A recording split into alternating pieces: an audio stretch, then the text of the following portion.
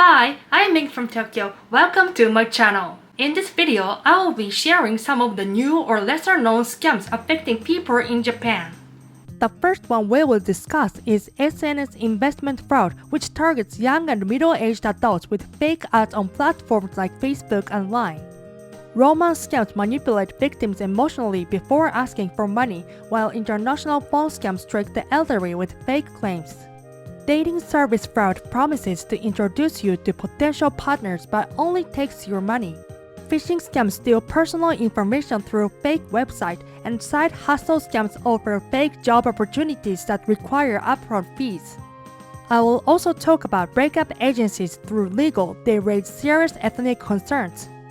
Before we get started, let me share something with you. We are offering private tours around Tokyo. If you're interested, please contact me through the link below. Okay? Then let's go! Number 1. SNS Investment Fraud. The main target: middle-aged and young adults interested in investing. SNS investment scams are becoming more common, especially since 2023. These scams often start with fake ads on social media platforms like Facebook, Instagram, and Line. The scammers use photos and names of famous investors or celebrities without their permission to make the ads seem they're trustworthy.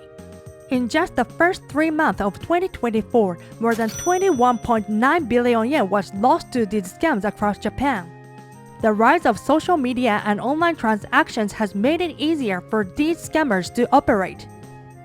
Take, for example, a case where a man in his 50s lost over 10 million yen to one of these scams. He wanted to invest for his future and trusted a Facebook ad for an investment seminar from someone pretending to be an investor. The scammers directed him to an app that showed fake profits. At first, the profits were small, so he kept investing more and more, thinking he was making good returns until he lost almost all his savings. The tricky part about these scams is that they don't ask for money right away. Scammers interact with you daily, and you even see fake success stories from other participants, making it seem real. By the time you realize something's wrong, it's often too late. If you come across a combination of social media and investment in an ad, it's a good idea to be careful. Always do your research before trusting anything that seems too good to be true. Number 2. Romance scams. The main target: singles in their 40s to 60s and those interested in romance. Romance scams are a type of fraud where someone meets a person, usually through social media, and is tricked into developing romantic feelings for the scammer. Once the scammer builds that emotional connection, they start persuading the victim to send money. People in their 50s and 60s, especially men, and women in their 40s and 50s tend to be more vulnerable to those scams.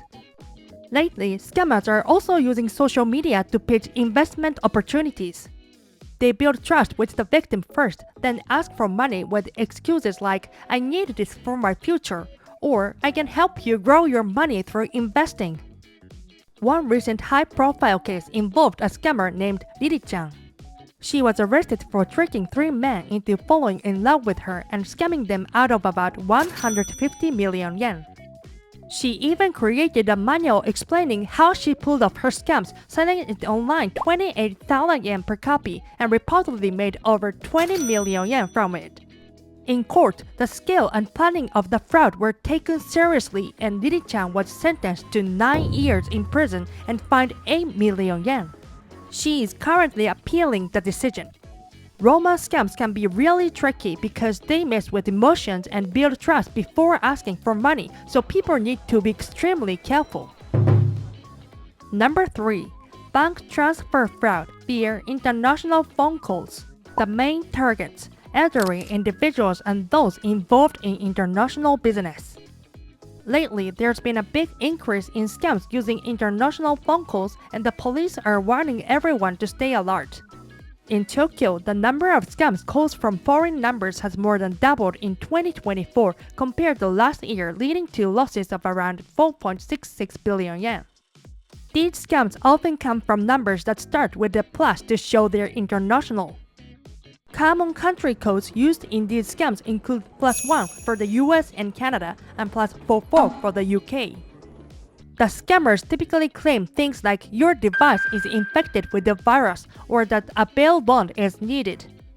Recently, a man in his 30s from Kashiwazaki City, Niigata Prefecture lost over 26 million yen to this kind of scam. The criminals posted as police officers or prosecutors claiming he had a warrant out for his arrest and needed to pay a bond. He ended up transferring money multiple times.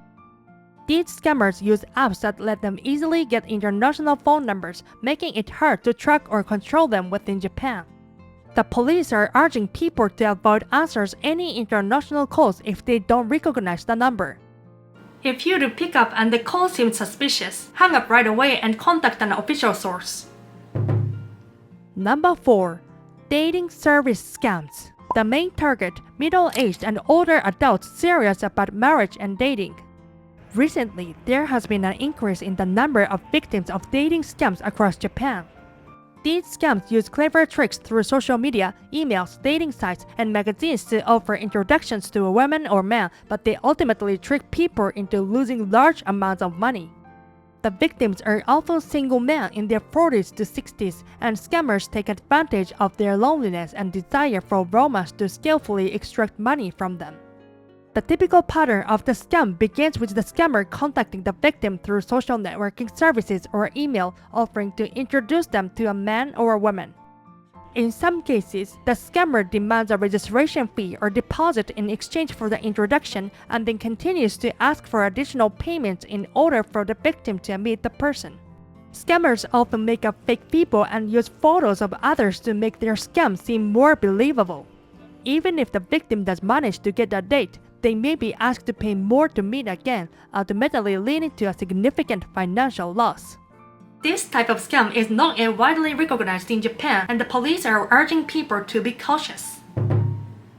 Number 5. Phishing scams.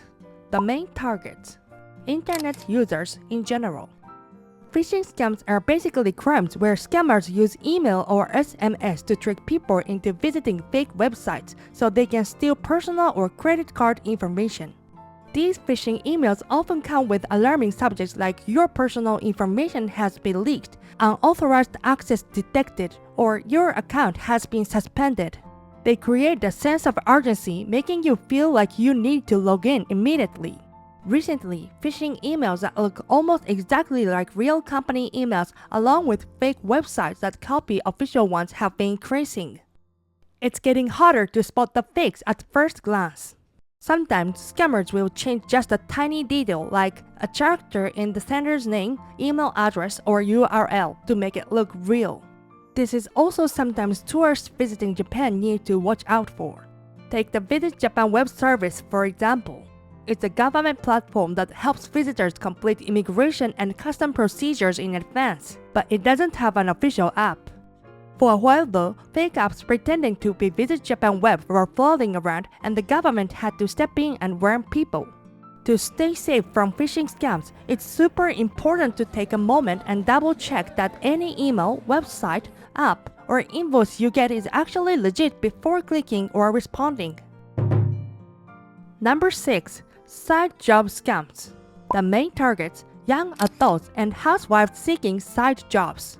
Side hustle scams are a type of fraud that prey on people looking to make extra money, often charging high fees for things like registration, educational materials, or upfront investments, only to disappear with the money. Due to declining incomes and job insecurity caused by the COVID-19 pandemic, more and more people are turning to side hustles. The government is even encouraging full-time employees to take on side jobs, asking companies to create systems that support this. As a result, many big companies have lifted their bans on side hustles, creating a kind of side hustle boom. Unfortunately, this boom has also led to a rise in scams. For example, in Murakami City, Niigata Prefecture, a teenager boy was scammed out of around 300,000 yen after responding to a side job ad on social media. He was instructed to trade virtual currency through a social media platform and kept sending money believing he would earn rewards. He didn't realize it was a scam until he talked to a friend and then reported to the police.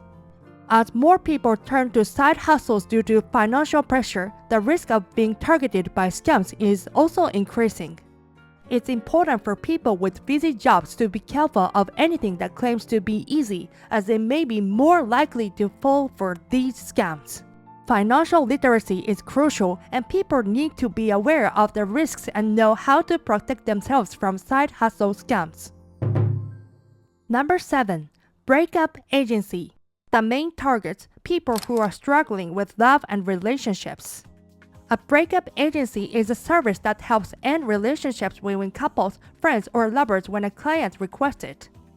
These companies approach the target and use physiological manipulation or even seduction to break up the relationship. Since these operations can take a long time, their fees are typically high, ranging from 1.5 to 2 million yen. While such companies do exist, they also cause a lot of trouble.